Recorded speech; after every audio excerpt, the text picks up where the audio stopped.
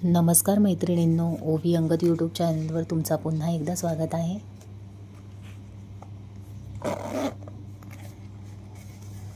आज आपण समोसा पाऊची कटिंग आणि स्टिचिंगची व्हिडिओ पूर्ण बघणार आहोत. ते पण स्टेप बाय स्टेप एकदम सोप्या पद्धतीने बघणार आहोत आपण. पूर्ण व्हिडिओ बघा, तुम्हाला नक्की आवडेल. व्हिडिओ बघण्याआधी माझ्या चॅनलला जर सबस्क्राईब केलं नसेल तर सबस्क्राईब करा, लाईक करा आणि शेअर करा, जेणेकरून मी केलेले व्हिडिओ जे आहेत ना त्याचे नोटिफिकेशन्स तुम्हाला सगळे मिळून जातील. या पाऊचचा वापर तुम्ही कशाही प्रकारे करू शकता. मी इथे चार्जर आणि माझं थोडंफार काही सामान होतं ते ह्याच्यामध्ये ठेवलं आहे, तरी पण पाऊच किती सुंदर दिसते बघा. म्हणजे बरंच काही सामान याच्यामध्ये राहू शकतो. आता आपण व्हिडिओला स्टार्ट करूयात. व्हिडिओ पूर्ण बघा, म्हणजे तुम्हाला सगळं कळेल त्याच्यामध्ये मी कशा पद्धतीने व्हिडिओ केलेली आहे, कशा पद्धतीने मी कटिंग स्टिचिंग केलेली आहे. इथं मी 12x7चा 12.5x7चा मी इथं एक नॉन-1 रबर शीट आणि मेन फॅब्रिक कट करून घेतलेला आहे. सर्वप्रथम व्हिडिओ दाखवल्याप्रमाणे आपण मेन फॅब्रिक आणि खाली रबर शीट ठेवून त्याला चारही बाजूने स्टिच करून घेऊयात. आता इथं मी चारही बाजूने स्टिच करून घेतलेलं आहे. त्याला पूर्ण क्विल्टिंग करून घेतलेली आहे चारही बाजूने, आणि जे एक्स्ट्राचं कापड आहे ते इथं आपण कट करून घेऊयात.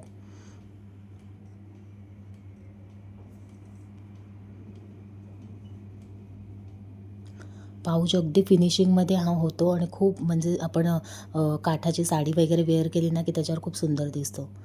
आता इथं आपण झिप घेतलेली आहे, ती आपण उलटी ठेवायची आणि त्याच्यावरती नॉन-1 ठेवून त्याला स्टिच करून घेऊयात. इथं मी स्टिच करून घेतलेले आहे. आता आपण इथे त्याला टॉप स्टिच देऊन घेऊयात.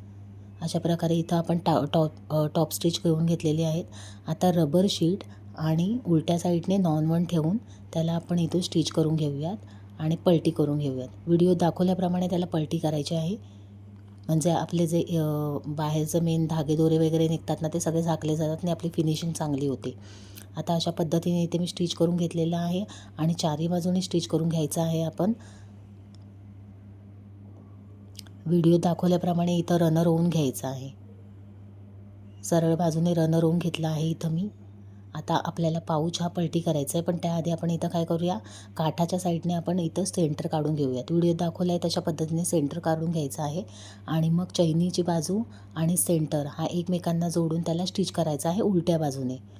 पहिला कपडा आपण असा पलटी करून घेऊयात.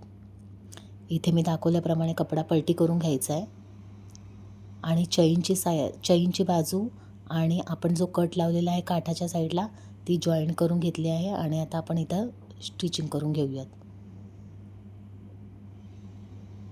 अशा पद्धतीने मी तिथं स्टिच केलेलं आहे. आता इथं मी एक गोल्डन नॉट घेतलेली आहे, जे आपण हँडल म्हणून यूज करतो.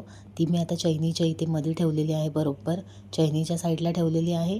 आणि आता आपण काय करायचं, त्याला स्टिच करून घेऊयात. अशा पद्धतीने मी इथे 2 पाऊच तयार केलेले आहे, कारण का हे ऑर्डरचे पाऊच आहेत. ऑर्डरचे पाऊच असल्यामुळे मी इथं 2 केलेले आहेत.